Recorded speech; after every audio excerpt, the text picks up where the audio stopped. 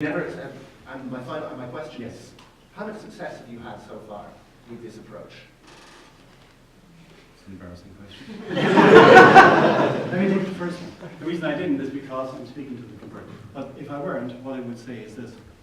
The reason liberty is fundamentally important is that your choices to have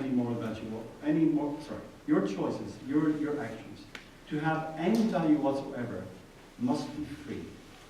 Anything done under coercion is not free. It has no moral value. Your whole life, what you are, is the resultant of your choices. The person you are, the character you have, is the result of the choices that you make. You cannot be a human being. You cannot flourish as a human being unless you are free. You can be free in this sense and be impoverished. Yes, that's true. It's not a necessary consequence. Okay? But you cannot be a human being unless you are free to make choices. And if somebody reserves the right to say to you at any stage, I can intervene in your life to take from you the opportunity you have to make your choices. I can limit, restrict those choices. I'm not talking about aggression, obviously, because that's wrong. But anything else, however much I might dislike it. Okay? There are lots of things, I'm a conservative as well as being a libertarian, but there are lots of libertarians who are not. That's neither here nor there. That's not an issue. The difference is, so you take somebody like, I keep forgetting his name, the chap who was at Auburn University. Walter Block?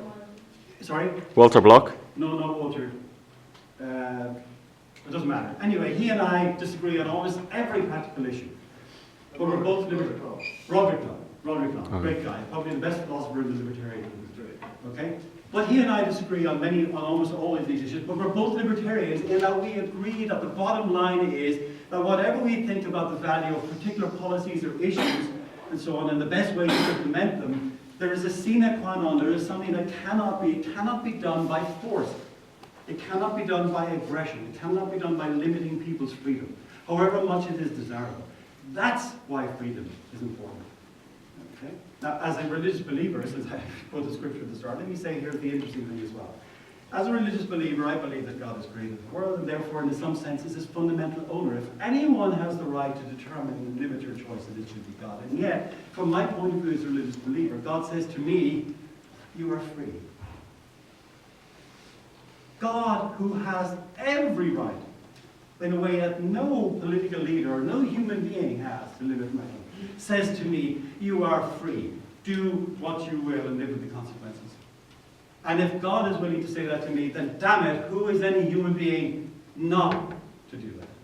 I refuse to accept, and it cannot be. You cannot have a libertarianism which does not take as its core. It can be anything else, it can be good. I agree with many of your policies, by the way.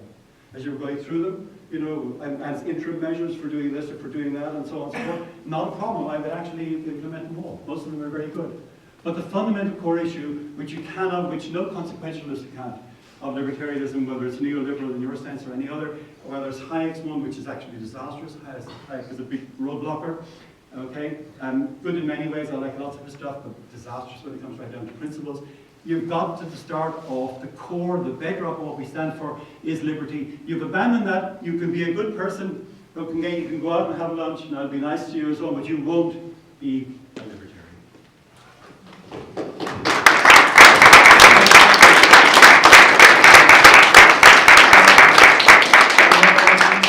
Professor Casey, you do? Anyone else? Yes,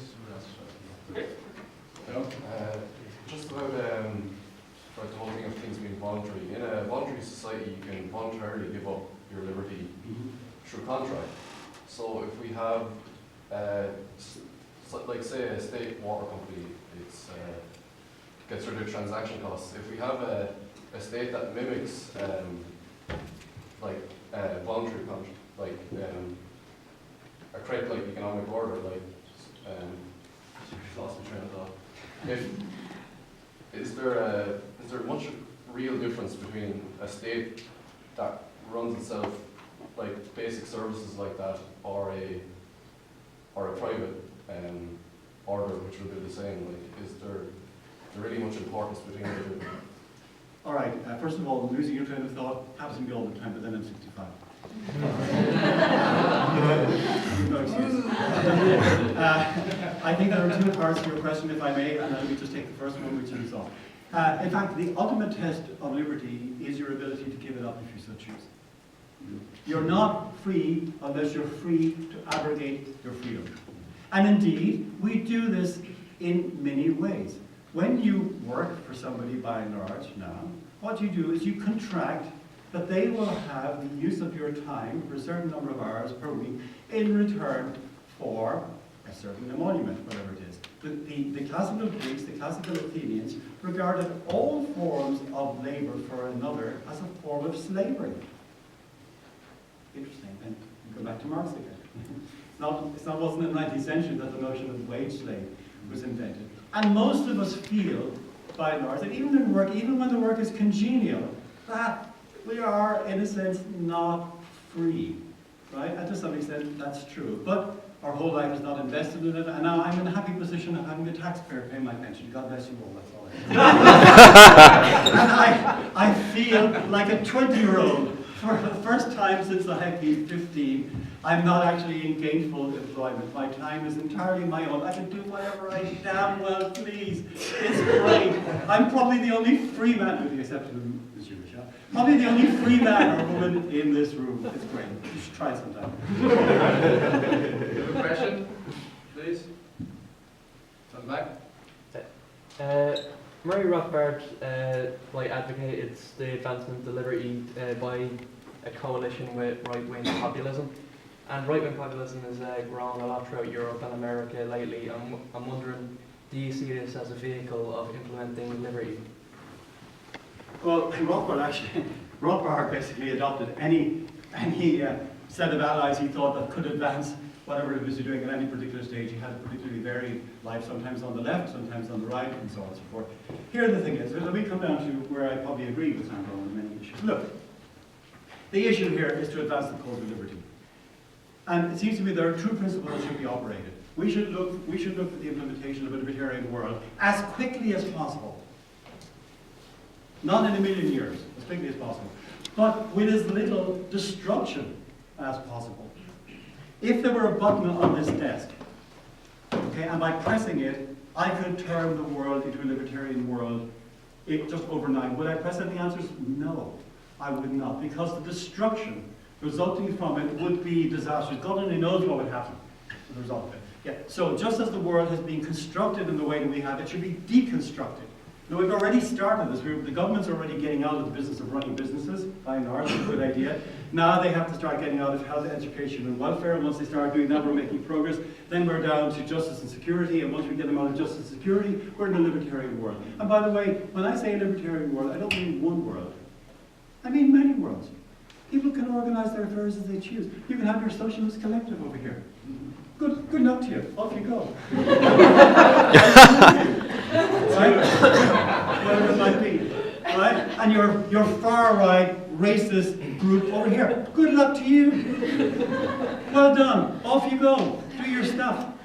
And I will choose to live with the people who share my values. Okay? And we will all interact peacefully, and the operating principle will be the non-aggression principle.